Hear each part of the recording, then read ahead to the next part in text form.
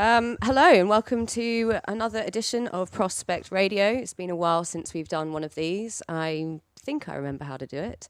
I'm sat on the couch with DJ, producer, label owner, skater and Snoopy enthusiast who most of us will know as Coco Bryce. But that's just one of many aliases that he has used in more than 25 years in the scene. Covering all kinds of genres, from hip-hop and squee, which we're going to find out what the hell that is later, to gabba, acid, UK garage, and jungle, of course. But it all started in the 90s in a squat party in Breda, I'm assuming. No, it actually started in a little town called Rukven. Okay. Which is like 30 minutes outside of Breda. That's how I started DJing. I think I actually got my first decks when I moved to a different town out in Bos. Okay. In like 1995. Okay. So and I wasn't producing yet back then. It was just DJing. Yeah. So. Okay. And where did you decide, or why did you decide I want to be a DJ? Well, for the longest time, I didn't really listen to any like electronic dance music because I was a skater, and for some reason in the early 90s, it wasn't really allowed to listen to like rave stuff and shit when you were a skater. There was like why? I don't know. There was like some unwritten thing where all the skaters were against that and only listening to hip hop and punk music for the most part. Okay. And then I had a falling out with one of my best mates who was the only other skater in my school, and I started hanging out with more other friends in my class, and they were like well into gabba, which is big in like 94, 95, and they got me really into it. And then a couple of friends of ours had decks at home, and they let me try it, and I was just like hooked instantly. Mm-hmm. That's how I got into DJing, started like spending all my allowance on records instead of on skateboards for the most part. Mm-hmm. And that's how I got into DJing first. And you were playing gabba or hardcore or what? Yeah. Yeah, gabba and like any breakbeat stuff I could get my hands on. Okay. But I was mostly going to this is what probably most hardcore enthusiasts from the 90s who like my age will probably know the shop called Midtown. Mm-hmm. And that's the one shop I used to frequent, and they didn't really sell jungle, but they did sell some UK breakbeat stuff there, like Night Force, Impact. Mm-hmm. So I would buy that and gabba stuff. So. Yeah. And I guess was maybe breakbeat came from your love of hip hop, or why breakbeats? I have no idea. No, it was just like, well, like I said, the very first records I bought, I think, for DJing were mostly gabba. And I didn't even realize that it was the breakbeats in those specific tunes that made those tunes stand out to me. But then one of my friends, the guy Thijs, who taught me how to mix, how to beat match and everything, he pointed out to me, he's like, yeah, that's all the breakbeat tunes. You really like those tunes, you should check out Night Force recordings. I was like, okay, well, I will. And then I was completely hooked on Night Force as well. Okay. So. Cool. And you kind of... So your first DJ alias is DJY, or were you calling yourself something else first? No, it was actually something else. It was Sign, SCINE. Because we were talking before the show, you asked me if I did graffiti as well. Yes. And I told you like... Oh, this is your graffiti tag name. Yeah, it was my graffiti tag when I was like 13. If anyone sees Sign anywhere. Yeah, it was like really shitty, like just shitty tagging with markers mostly. But that was my graffiti tag, and so that naturally became my first DJ name. So, and I think I actually released one tune under that name as well. Okay. So, but then a couple of years later, I switched to like mostly going to squat parties and everything, and that's why I took on the DJY moniker. Okay. Why? Why? Because my name starts with a Y. Oh. Yoel. Oh, come on. I thought there would be something a little bit more jazzy than that. No, I remember actually when I put out my first record as DJY, and there was this one guy that I always saw at squad parties, and he's like, I really like it, man, and also like the wordplay on DIY, do it yourself. I'm like, no, that's totally, no, but that's a good one. You should have started with that. Yeah. Next time. Nah. Okay, fair enough. And so... You started running with a crew. Was it ZMK? Did that come first? It's around the same time. Are you referring to like Sector as well? yeah, so there are two that we know of, but yeah, which one sort of came first, I guess? And Sector came first, but there was only I think there's only like a half a year in between that. But Sector was mostly it was just a couple of mates. I think it was like 6 or 7 guys, and we were all from Breda, from my hometown. And we didn't have like a sound system or anything. We were more like a DJ / producer collective kind of thingy. And then half of the people that were part of Sector actually joined ZMK, like ZMK, when that became a thing a little later down the line. Okay. So. I know you were kind of telling us the story of ZMK off camera, so maybe you can retell that now. It was started with a bunch of tagging guys, right? Yeah, because there was this whole generation, like late 90s, that we were kind of like the new breed in the squat party techno scene, and we all started hanging out together. And it was this crew, like there's a few people from Delft, a few from The Hague, a lot of us from Breda, which is like my group of friends. Some from Rotterdam. I think most of the people actually ended up living in Rotterdam a couple of years later. But and my girlfriend at the time, Marta, she'd started this tagging graffiti crew together with a guy from The Hague. And should I tell you the whole story, where the name came from? Yeah, go on then. Why not? Right, We've got a bloody 2 hours to kill. Do we? So anyway, there was this article about a squat party, and the guy who wrote up the article mentioned the crowd there as like zombies with hoods on, which in Dutch is zombies met capuchon. So that's where the abbreviation ZMK comes from. And then she wanted a name for the tagging crew, and that's how that came about. And then like half a year later, one of the other members decided to just like, I'm going to do a party with the graffiti crew, and that's how we got to be a sound system all of a sudden. Okay. Yeah. Let's break down that first party if you can remember it. Did it all go swimmingly well? Everything went perfectly according to plan? Everything went sideways, man. It was like, I think the police were already there by the time everyone pulled up. There was so many people there, and my dad actually drove us in his car with a little trailer with the monitor speakers and the decks in there and a couple of mates. And he dropped us off there, but we couldn't drive onto the actual like location of the party, so he dropped us like a couple 100 meters outside of there, and we had to like carry the monitor speakers and the decks there.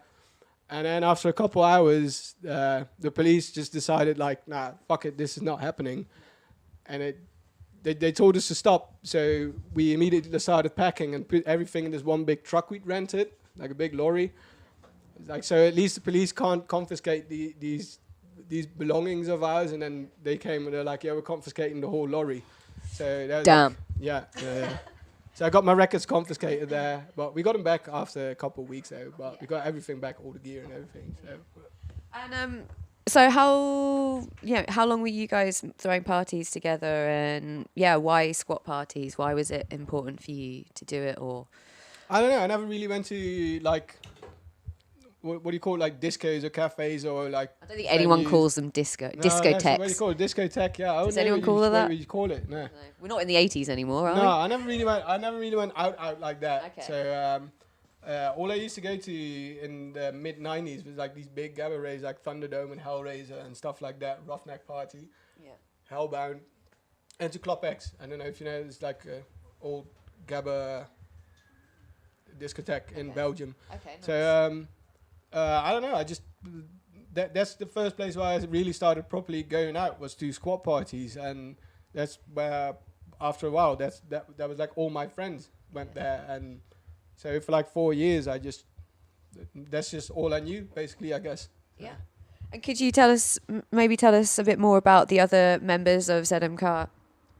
I don't know. Should we? I'm not even too sure if like everyone's too happy to. Oh, then I don't know. Publicly talk about that. Oh, okay. So I don't know what the rules are. So okay, maybe not. Right, fair enough. So I guess if you're interested, you can ask the internet because everything should be there or not. We don't know. But I mean, I'd be happy to talk about it, but I don't know if they'd appreciate it, you know. Okay, so. Right. Politics. But they were good years, right? When you were all running around together. I know. Yeah, it was all right. It was definitely exciting, but it's not. I don't know. I don't think I would go in as hard as I did back then if I have to do it again. Okay. So I'd take it a bit easier, probably. Right. Okay. Read into that what you will. But this is where you, I don't know, got all your lessons, your training, I suppose, and your excitement for DJing, and then learning to produce, or what? Not so much a DJing, because I was already doing that for a couple of years by the time I started going to squat parties. But the production, definitely, yes, yeah. That was like the first years when I really started to try my hands at producing. Production. Yeah, that was around that era, because the first records I released are mostly like techno-ish, little bit of electro and like really shitty drum and bass, like the one we were talking about before the interview started. So And we shan't talk about it now. no, well you can, but Fair enough. Okay, cool. So the tune that we opened with was Cyclo Scotch. Cyclo Scotch, yeah. One you used to rinse during these days. So yeah, any more you'd like to share about this track? Or I think I played that tune for like 3 or 4 years straight. Like every weekend, every gig I had, I probably played that tune. And it's released on this French label. I'm not sure if I pronounce it correctly. Le Perce Oreille, which means earworm in French, I think, and which was affiliated to this like famous techno record shop in Paris called Hocus Pocus. And there's another record on that same label, because this is Volume 6, and there's also Volume 7 by Crystal Distortion, which used to get played like every single weekend as well. But I don't know, I just prefer this tune because it's got like, to me it's got this like really hard gabba kick in there, but at the same time it feels kind of jungly, the vibe to me, with the breakbeats and everything. Yeah. So nice. Cool. And those pictures that we showed over it, pictures from back in the day, only three really incriminating questionable ones. pictures, One is you sporting dreadlocks. So how long did you have dreadlocks for? Just a couple months. For a couple of months too many. Yeah, I was working in a carpenter's factory at the time as well, and I didn't maintain them at all. So like after those 4 months, it was just dirt Basic and furniture wood. in Yeah, it was looked like shit. It was horrible. Okay, cool. We're now going to play a DJ Y track, just so you get, because we're going to play a bunch of music to try and get to know you a little bit better, because there are a lot of aliases. Which one did I pick again? You've picked Digital Underground. Oh yeah, that's like a relatively recent one. That's not from my squat party days. No, but it's is it?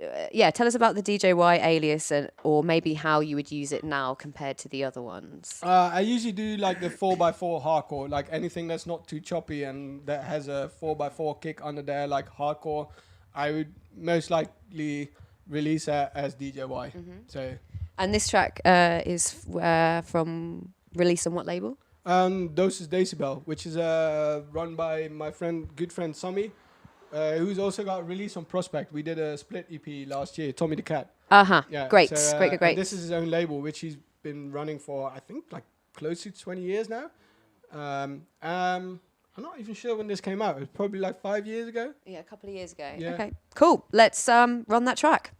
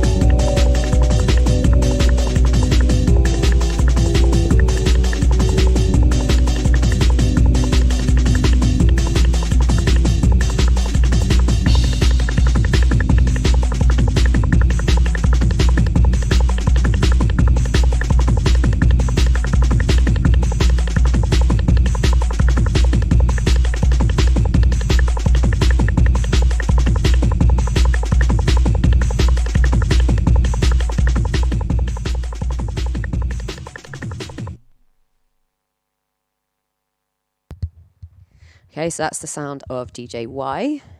One of your first aliases used for production, though? This one was a new sound, but I'm looking at Discogs right now, and I can see one of your first releases was in 2001. Yeah, there's actually one all the way on the bottom of the Discogs page where it says unknown. Oh, okay. No, there's actually there's a split EP supposed to be there. Somewhere that's unknown as well. And Okay. that was my first release on vinyl. It was just one tune, and I don't know when that was released. I think that was like 1999 or 2000. Ooh, okay. Okay, great. But nobody seems to know the exact date. So. Okay. Who knows? Okay, and I wanted to talk about Team Wasted, mostly because it's a sick name. It's what? You tell us the story of this. The name actually came about like a couple of years before that. There was this one place that we used to always go to in Breda called the Boulevard. And this is like mid-90s when I started hanging out with all the skaters in Breda. And there's a skate shop called Bonk, and they had like all the people that used to frequent the skate shop, all the skaters and everyone, used to always go to this place called the Boulevard, and they would just get completely pissed. And that's someone, I'm not even sure who came up with the name, but they had this little club called Team Wasted because they used to get wasted together. Okay. And then they started making stickers of that and T-shirts, and then the owner of the skate shop, Martijn, big up Martijn, he started going to these squat parties as well, and he decided he wanted to do like a little record label just because he could. And there was like so many people around him that were producing music, electronic music, that he just figured like, well, why not? So that's how that came about. It's not my label, to be clear. No, yeah, it's Martijn's label. Yeah, I released a couple of records on there, but okay. So yeah, it's more it's a label run by someone else, but very much like a strong crew affiliation, of friends. From Breda, and is it still going now? No, or no, not really. No. Okay. No, it was like I think it was all early 2000s, and then he stopped for a couple of years, and then some like 5-6 years ago, I can't even remember when exactly, we did another 2 EPs at once, and I don't think he's released anything after that. Yeah, 2014. So that's 7 years ago now. Okay. Yeah. And I've asked you because you can see there's a gap. Like there was 2006, so there wasn't anything there for 8 years. Okay. Yeah. But nice little label to go and check out. You have selected to play OBX, Please Hate Me. Who's OBX and why this track? OBX is used to be a really good friend of mine. I haven't spoken to him in ages anymore, but he used to be one of my best friends in like the late 90s skating and early 2000s techno era. Obnoxious Joris, he's a pretty good artist now, like doing video installations and stuff like that. A real artist. A real artist, not a musician, a real artist, like making proper art and making proper money doing it, I think. Yeah. We picked the wrong profession here. Nah. Look at Garrett's Empire, man. Yeah, right. The Prospect Empire. Anyway. But I picked it because it's I was on that record as well, and to other friends of mine. But and I really like the whole EP, but this is hands down my favorite tune on there and the one I've played the most. And I think, in my opinion at least, it's probably my favorite tune that's been released on that label as a whole. So. Great. Well, let's hear it then. Reaction time is a factor in this, so please pay attention. Answer as quickly as you can.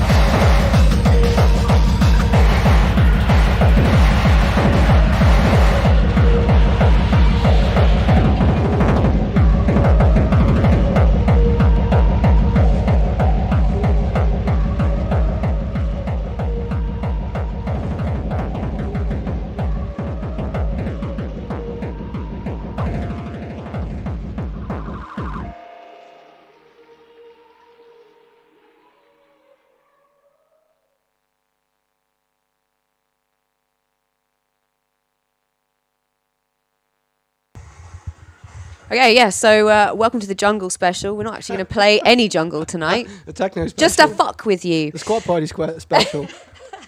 No, we're going to get to that later on, but not quite yet, because we're now going to talk about you launching... It's already 8:30 though. Yeah, plenty of time. Let's move on to your label, Mio. Oh, great, okay. I said that most people say Meyer, actually, but... Okay, so I'm wrong, but in a unique way. That's Exactly, great. yeah, Okay, yeah. that's fine then. I'm happy with Different, that. let's call it different. Okay, all right. Still wrong. All right, fine. Launched in 2005. And sort of to release hip-hop, though, right? Or Well, the launch in 2005 was actually just a one-off that was never properly released. We only did I think 40 test presses. And then we ended up not having the money to do the actual press, so there's no official pressing of that. There's only a couple dozen test presses of that, and there was no hip hop on there. There was more there's 2 breakbeat tunes, 130 BPM ish breakbeat tunes, and a 160 jungle techno-y kind of thing. then I guess a better question would be, why did you decide to launch a label? Because we wanted to. Yeah, one of my mates and I decided to just launch a label and try and do something different. And then, like I said, we ran out of money.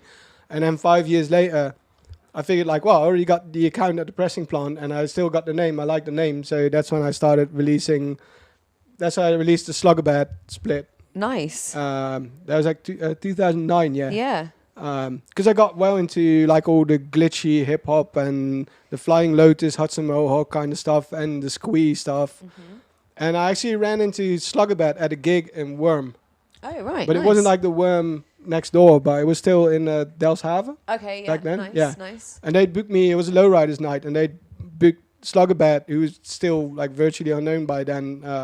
Yeah, because They he's booked massive him now. as a headliner, and I played in the other room. And we got to chat, and I gave him a CD with a couple of tunes of mine, and then I think we actually connected on MySpace.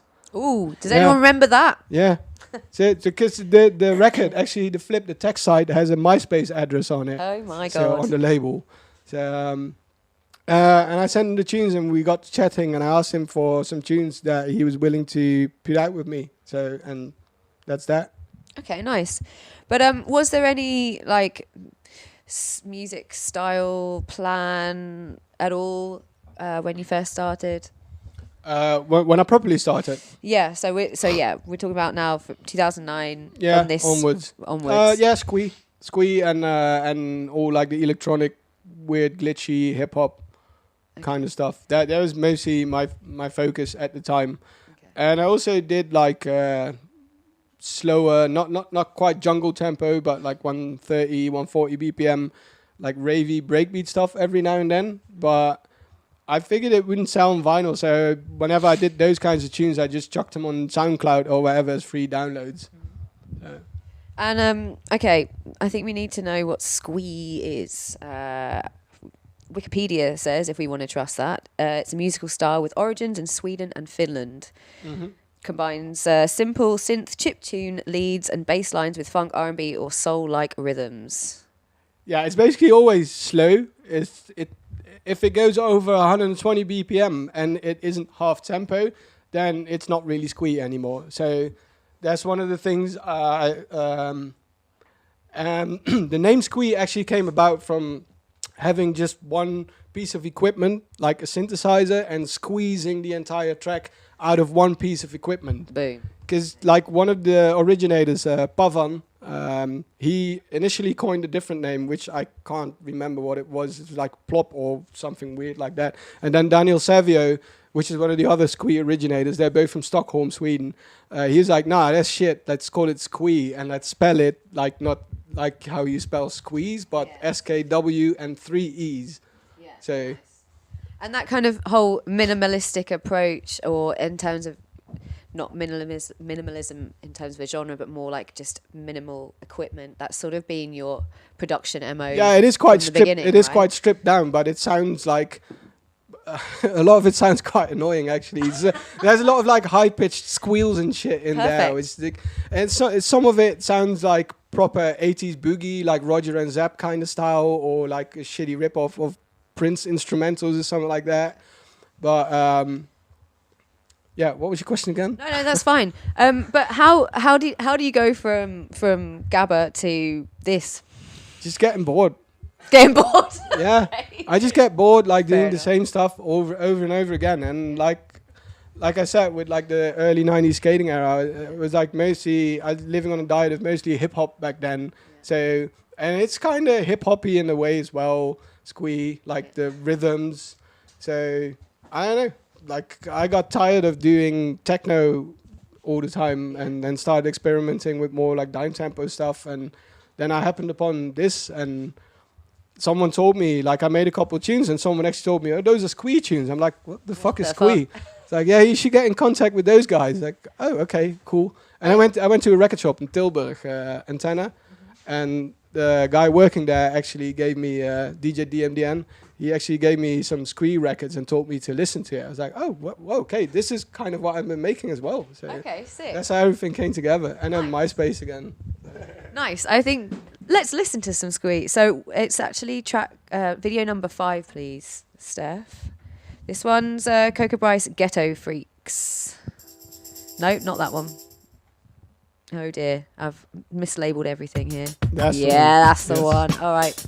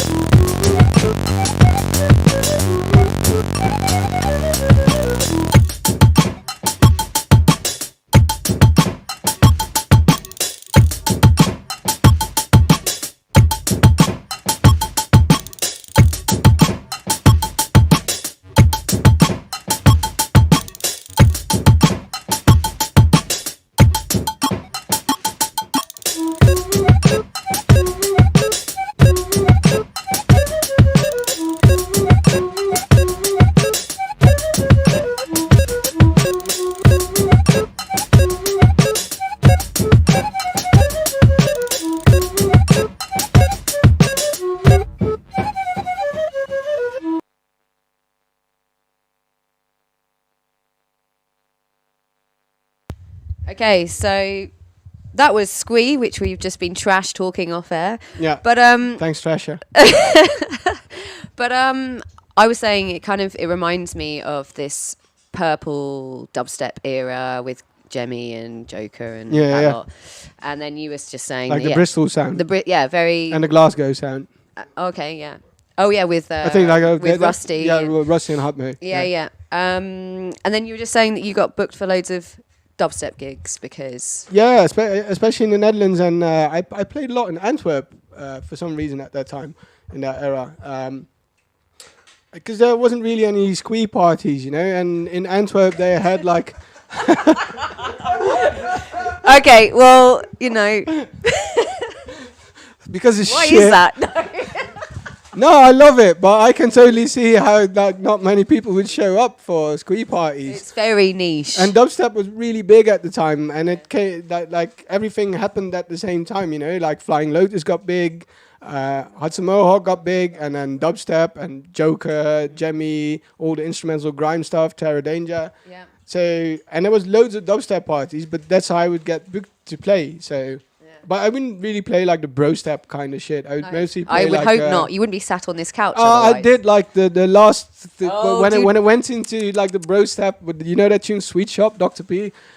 No, okay, you do. Yeah. Well, I did play that one. I'm sorry, but Okay, never mind. All right, so this is mid to late 2000s, I guess. But before early 2010s mostly, I think. Early 2010s, Yeah. which actually was a really exciting time for UK music. That was sort of when the bass scene came in. Yeah. When UK Garage came back. UK Funky was big. UK Funky too. And yeah, I'm talking about this because we're now going to jump into your UK Garage side. Chavinsky, probably one of the best names for...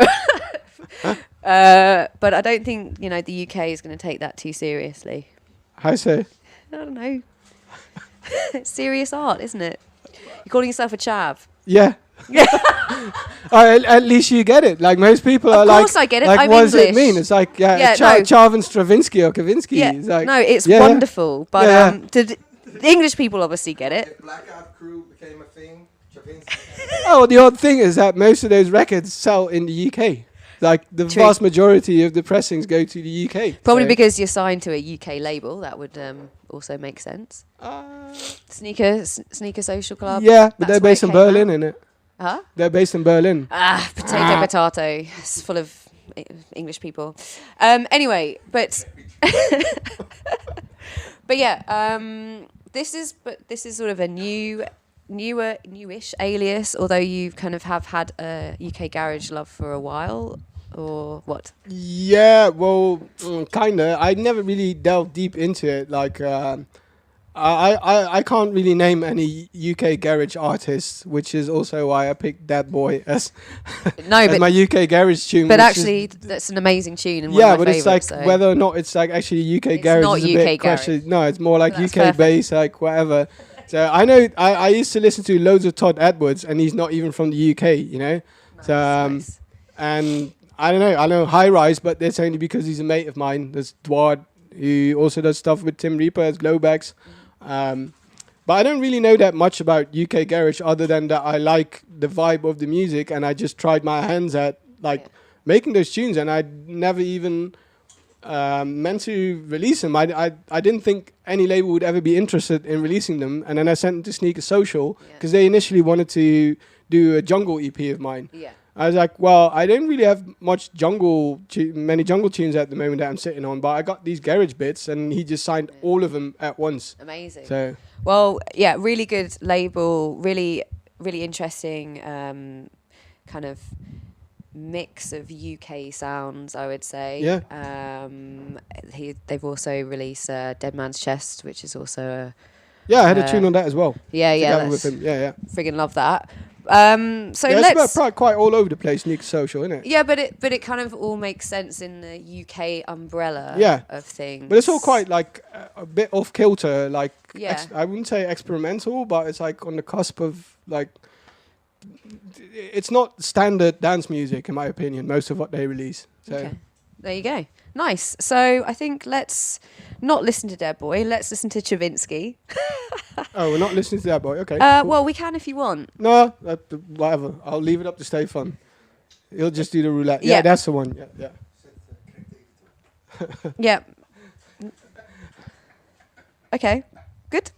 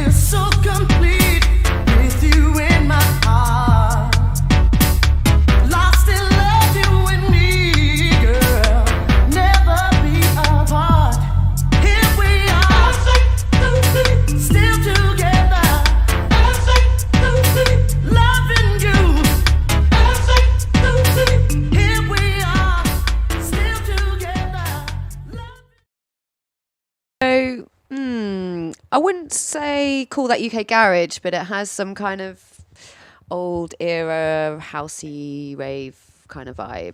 But that's totally fine, you know. Yeah, I wasn't like trying to do like a strictly UK garage tune. No. My aim with that tune was actually to incorporate like these rave steps with two-step beat. Yeah. So, because Garrett also said like it wasn't like really necessarily UK garage, but I don't know. I got a couple other tunes that are way more garagey with like the organs and everything in there, but I was trying to mix it up with like old school rave sounds. Yeah. And that's kind of a real thing with you. I think there's a lot of music that I've certainly heard. It's really digging into this nostalgia vibe, but then turning a kind of modern spin on it. Yeah, I'm not strictly trying to make tunes that sound like they were produced in 1992 or 93, you know? Yeah. Like, I got a love for that era, like, big time, and I love incorporating elements of that, but I'm not necessarily trying to make my tunes sound old or like that they were produced in 1992 or anything. Yeah. So I do try to blend it with, like, a bit more, like, slightly more modern production, I guess. So. Is it more, I guess, the vibe, the feeling that you are kind of tapping into there? Yeah, I guess so. Yeah. Or is it more like just, I guess samples and just a very clear signature rave sounds that you use? Or I do like the nostalgic feeling, but I'm not really interested in making strictly throwback jams. You know? No. So I wouldn't say that at all. I think there's a nice mix of both, like looking in the past and bringing it back. Okay, don't worry guys, we are going to play some jungle soon, but not yet. There's one more alias that we are going to talk about first, and this is Ill Behavior. I thought it would be one of your hip-hop aliases, but it's not. I was wrong. No, it's all bootlegs. It's okay. It's all like jungle bootlegs. Well, hey, it's jungle time. Finally. And to be clear on this, like it's not just me. Like for some reason, someone on Discogs, it's linked to my name on my profile, but I did not make all of those tunes. Okay. So the whole thing is that the label is just like straight up jungle bootlegs of sometimes quite well known, sometimes lesser known tunes. Okay. That's why they're all untitled and uncredited. Because uncredited. But there's like there's a tune that was made by someone completely different from England, and there's gonna be more releases that I didn't produce. But okay, so. Maybe this will be a good point to discuss some of the sub labels. So I'm gonna say it wrong again. The label Mio. Then there are 4 sub-labels I can see according to Discogs. But they all came kind of later, right? Yeah, so I properly started Mio like after that test press debacle in 2005. In 2009, I properly started Mio. Then I think it was 2015, I started Mio Massive, which was the first jungle sub-label. Then I did Diamond Life, which was also a jungle sub-label, but it was more aimed at like the lovey-dovey kind of stuff, like the sweeter sounds of jungle. Then I got Faces of Bass, which is all like 4x4 hardcore. Okay. And Ill Behavior was through Triple Vision, and that's all like the bootleg stuff. Okay, nice.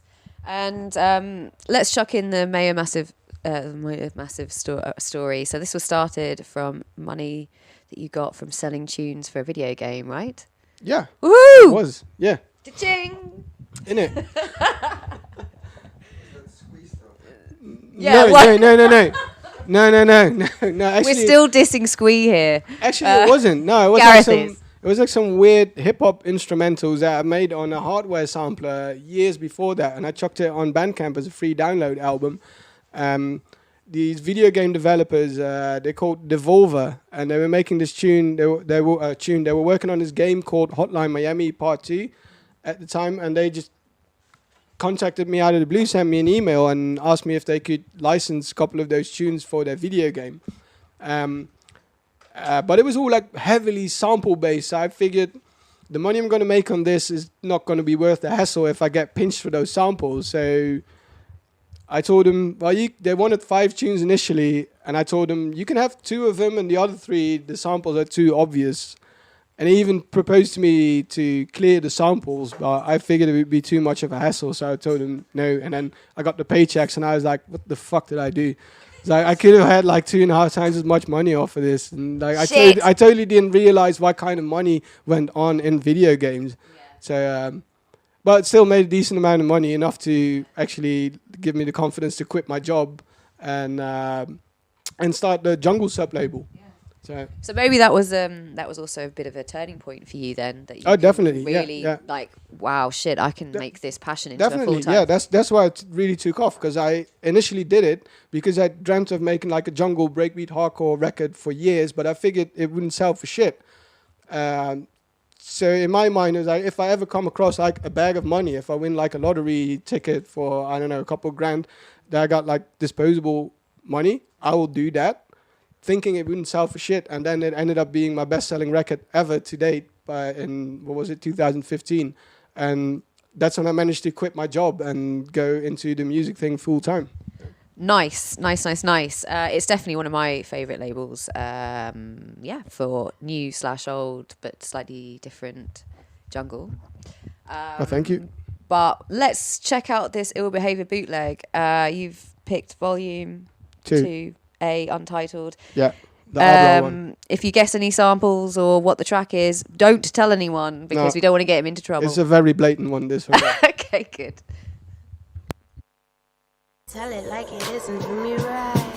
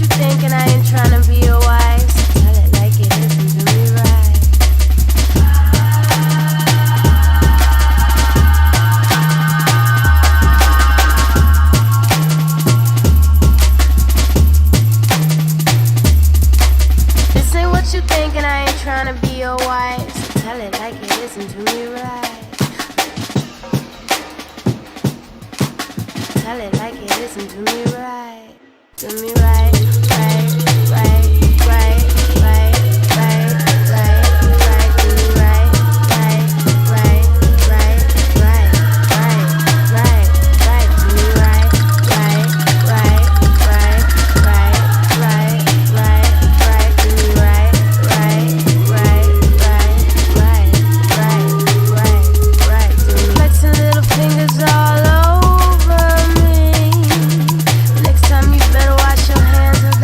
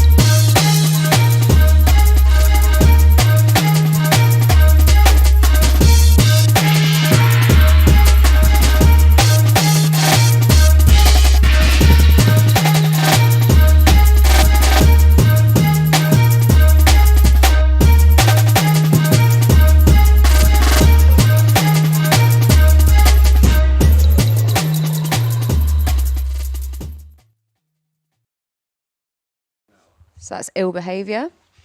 I think it's time to talk about your Snoopy obsession. P.S. everyone, he's wearing Snoopy socks. Boom. Can we see that on camera? Oh, kinda, a little bit.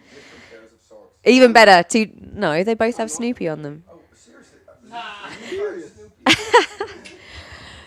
So yes, I really love a lot of the artwork that I've been seeing, and I thought most of it was done by you. Could you guys stop eating crisps, And- please, man? It's Sorry, throwing me everyone's off. eating crisps in here. Stop fucking eating, man. This is so highly unprofessional of you guys. keep it UK, yeah. Yeah. Snoopy, what's up with that? I don't know. And shall we have a look at some of the pretty pictures that he's drawn? So yes, you've actually. I mean, did you study art, or what's your? It's beautiful. Obviously not. I mean, it looks great. It's smoking. Thanks. It's Snoopy smoking a cigarette. Wearing Nikes. Wearing Nikes, super cool. All right. But yeah, you've got a lot of these sort of bootleg characters going off on your various labels. Why? What's going on? I Why don't know. Snoopy? I just started drawing them, and then it became a thing. And then after that, like other labels that released my tunes started asking me, like, "What do you want for the artwork? Shall we do? Can you draw up like a Snoopy kind of thing?" I was like, "Oh." So then I just straight started milking it, and I actually turned a couple labels down that wanted to use Snoopy for the artwork. I was like, "Oh no, not again, man! Like, can we please do something different now?" Oh shit! So it's become a bit much then. Yeah, and then every now and then I'm like, yeah, sure, okay, cool, we'll do another one. And when I feel like I can do a slightly different spin on it, or if it works well, then I will. But is that one the Orco one on there now? Or not? No. Yeah, go. Yeah, cool. But it's not all Snoopy though, is it? No, this is. Who's this? There's Orco. Okay. Oh, it's cool. like a kind of like Lord of the Rings version of Orco. Because he usually has like these two normal like cartoon eyes, and he's got an O, and his cape and his hood are usually red, but I change it around a bit to make it look slightly less goofy, I guess. I don't know. And then still I managed to make it purple and pink. But is this for when you have releases on other labels? Or? That one was for Meditator. Okay. And previous one where he's like DJing and it says Worries in the Dance, that was for one of the Mio Massive releases. Okay. One of my own EPs. That one, yeah. Yeah, this one. Nice. Is it only Snoopy, or do we have other characters? Well, we just had Orco, and here's Hobbs from Calvin and Hobbes coming with a lobster, which is obviously for lobster pheromone. Obviously, Yeah. And a little hint to like the 91 rave era with the smiley. Smiley as the sun. Yeah. Nice. Oh, see? Who says it all has to be serious, eh? We can have a bit of fun every now and Yeah, again. you can. And what about the general art direction for your kind of empire? I'm going to call it empire now because it's basically that now, isn't it? It's started out being kind of hand stamped and still is, or what? It still is, but I just switched this distribution to Triple Vision. Shout out, Lars. And so now I'm not sure if I'm going to keep continuing continue doing the hand stamp thing, because maybe, yeah. Well, that's what Marco actually offered me. He's like, well, we can do stamping here as well. I'm like, okay, well, I might send some stamps there, but I used to have the records sent to me from the pressing plant directly, and I'd hand stamp them myself at home and then ship them to the distributor. Nice. But now they're going to be shipped directly from the pressing plant, if they ever start up again, to the distro. So I'm not sure I'm going to continue the hand stamping anymore. Okay. Cool. So yeah, it's very much like DIY. Always has been. Yeah, but that's just the Mio Massive label. Yeah. The other labels Okay. have like printed artwork always, most of the times. Yeah. Okay. Cool. All right. I think it's time to talk about Coco Bryce. I don't know about you, but and maybe Jungle, and maybe now's the time to put this little thing. Finally. Finally. Finally. It's shameless. Finally, it's shameless promo time. Oh, so this is forthcoming, dropping like it's The hot. Halo label from Rotterdam. Yeah, what they call I'm not sure. something. but this is obviously his new Prospect release. Boom, boom, boom. Finally made it, Garrett. Thank you so much. Coming out on this Friday. Look at this sexy piece of vinyl. Whoa, how beautiful is that? Get yours now, although they're all sold out already. Yeah. Don't know. They're all sold out. There's still a few on the Prospect website. Except on the Prospect website. And I'll have 20 copies for sale on my own Bandcamp as well. Yeah. On Friday, Bandcamp Friday. Bandcamp Fridays. But sold out in pre-sale big time, and then the second pressing was almost sold out, so we decided to double it. That's how bad. So yeah, it's hot stuff. But let's take it back to starting the Coco Bryce alias, back in 2009, I guess, or earlier. Yeah, I mean, that was the around that first time. release.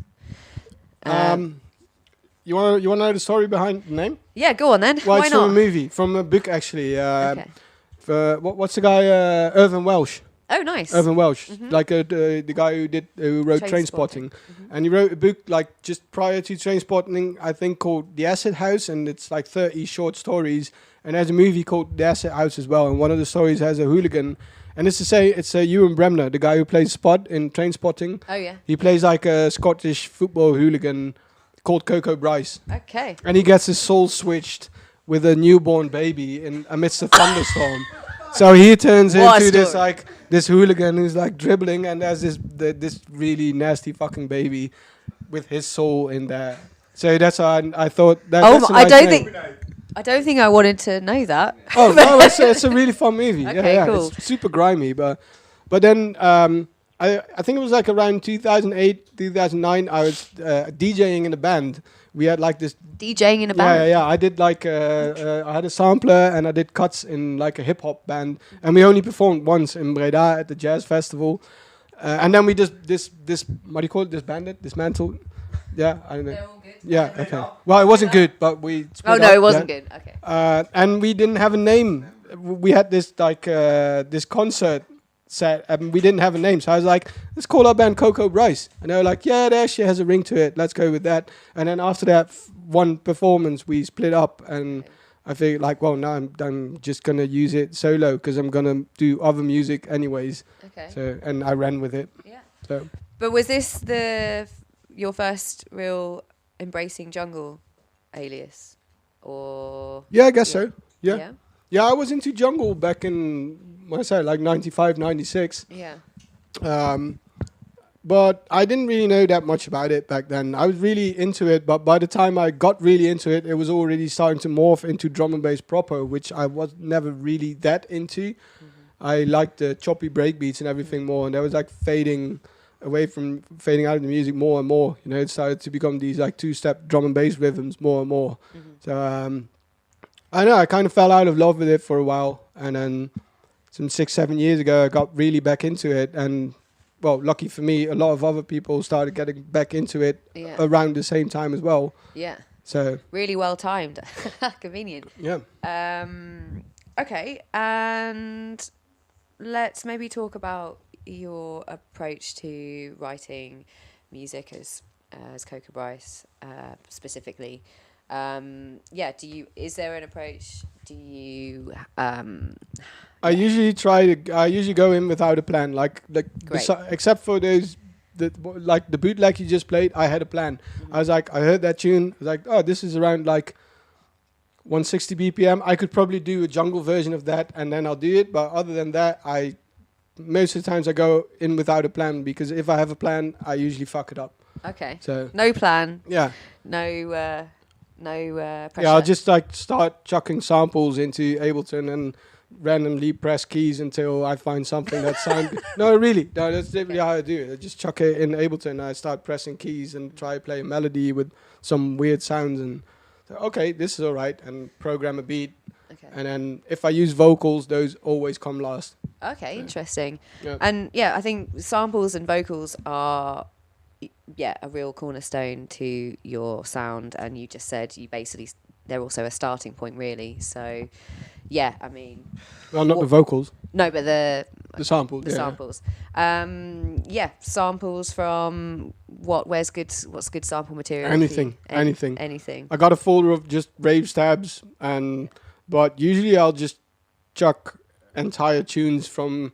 I got a folder of just downloads of music that I downloaded to listen to or play out, and I'll just chuck a whole tune in there and start moving the arrow, like the thingy around, and press keys and until I find something that I think sounds nice, and then I run with that. Yeah. So, are you someone who kind of you take a lot of time with something, or no it's like done? No, I'm super impatient. Like, okay, good. No, not at all. No. Nope. I Okay, cool. no. Yeah. No, I'm not one of those producers. No, I can if I don't have something that sounds like it's going anywhere within half an hour, I'll just chuck the project.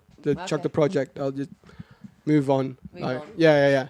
I need something that sounds like it's going somewhere within like a relatively short time span, and then I'll keep working on it. Yeah. So. Yeah. Okay. Cool. I think like I'll spend about 2 days tops on a tune. Yeah. That's like the maximum. Yeah. So.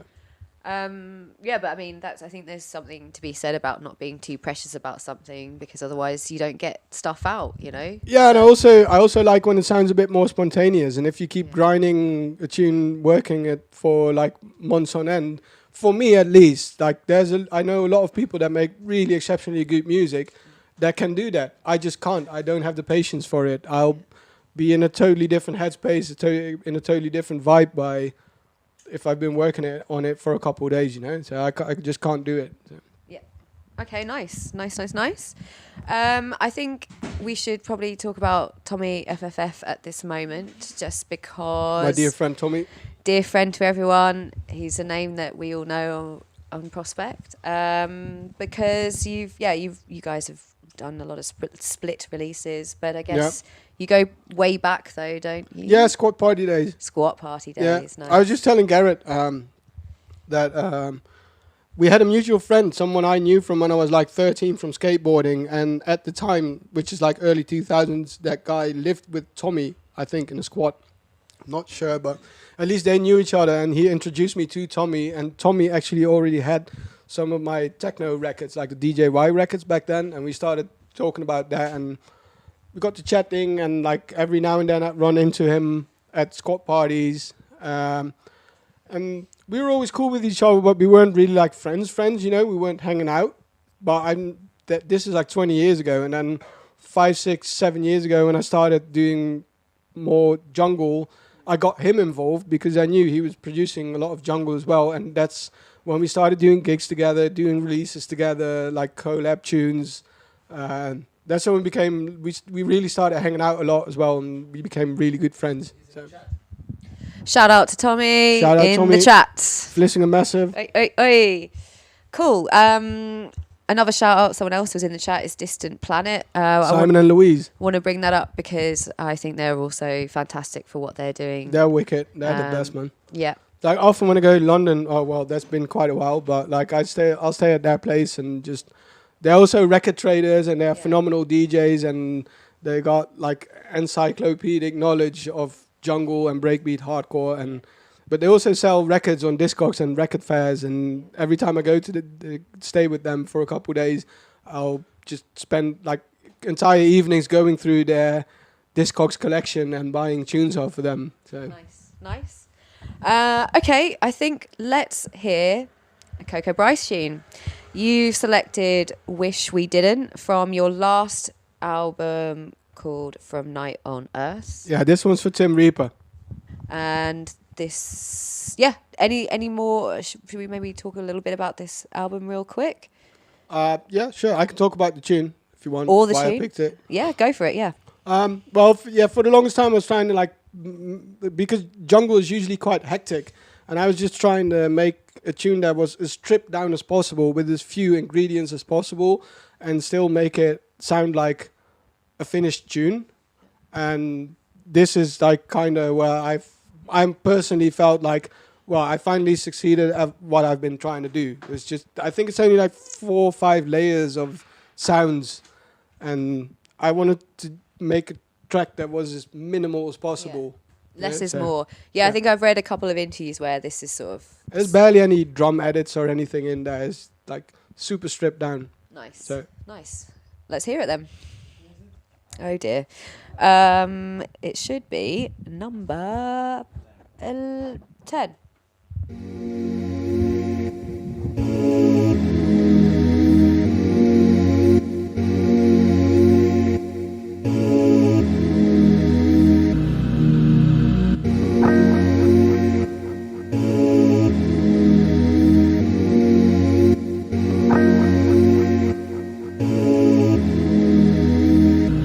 So why would you show up so uninvited? This ain't not like that. Please don't take this personal, but I want you. Everybody's like he's no idol. Please don't like, but I want you. Everybody's like he's no idol.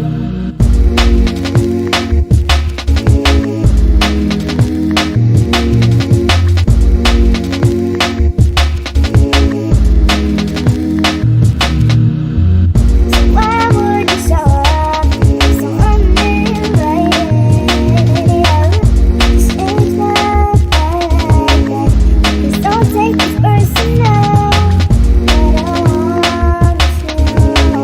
Everybody's like he's no idol. Please don't like, but I want you.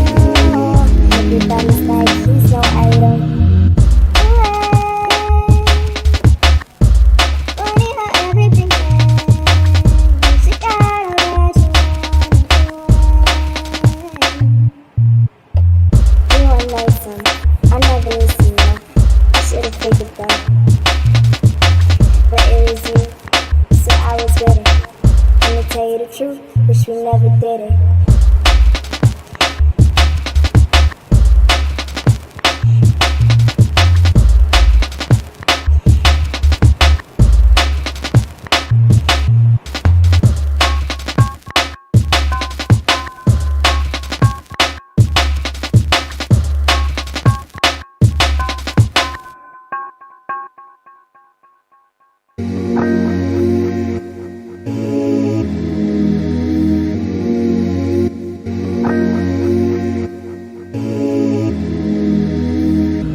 So why would you show up so uninvited? This ain't not like that. Please don't take this personal, but I want you. Everybody's like he's no idol. Please don't like, but I want you. Everybody's like he's no idol.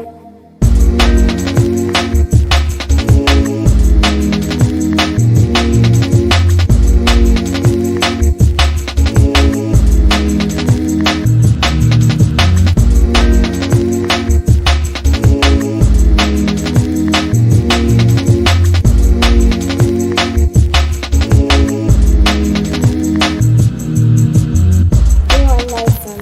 I never listened though. I should've figured though. But it was you, so I was with it. And to tell you the truth, wish we never did it. Funny how everything ends. You gotta let you. So why would you show up so uninvited? This ain't not like that. Please don't take this personal, but I want you.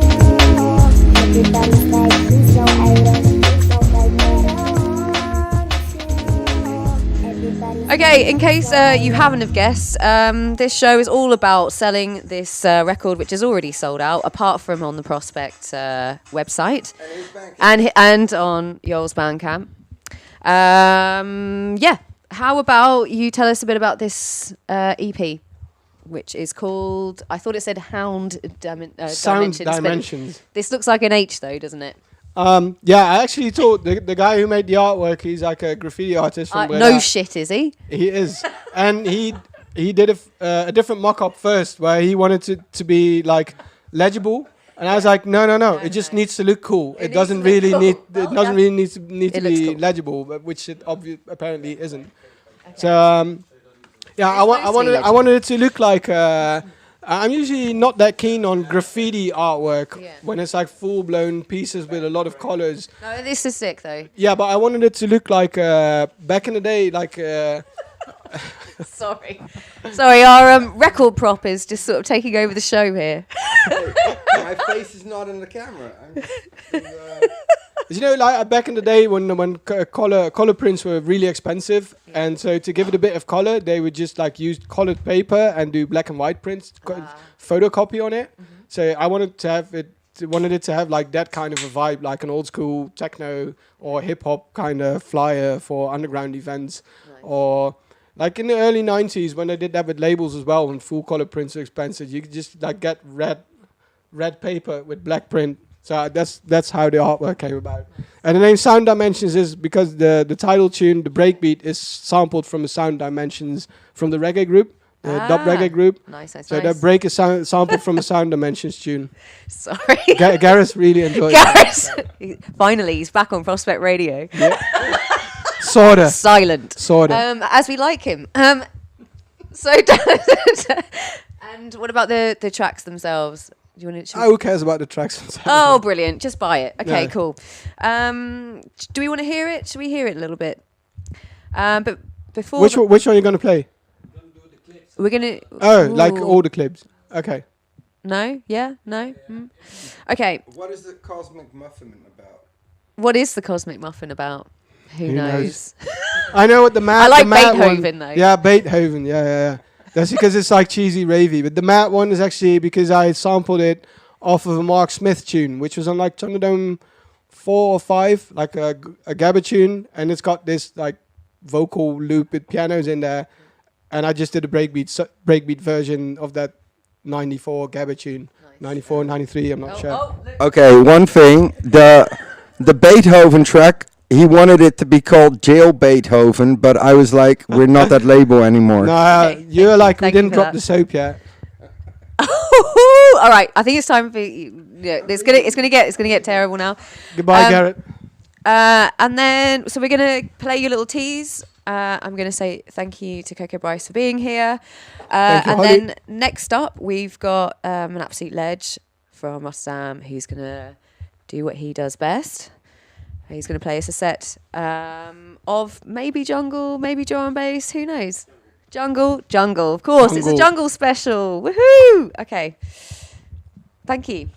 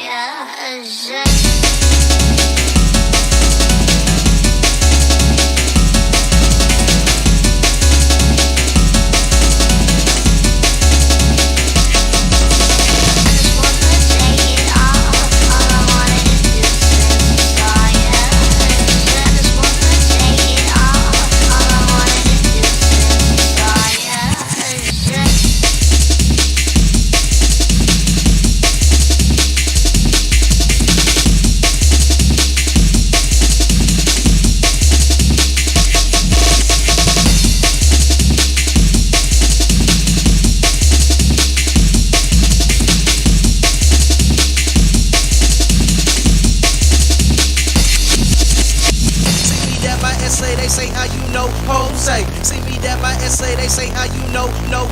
See me that my essay, they say how you know, Jose. See me that my essay, they know, no.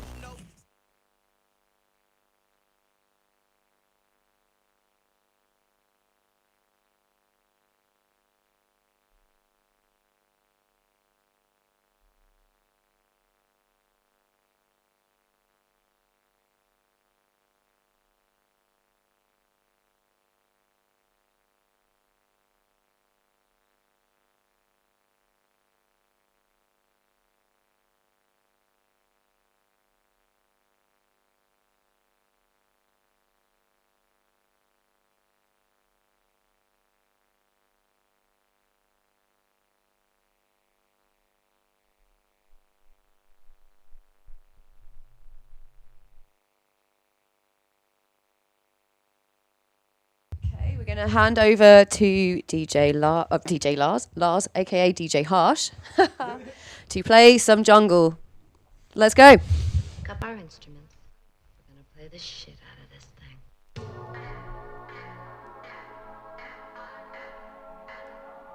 gonna play the shit out of this thing.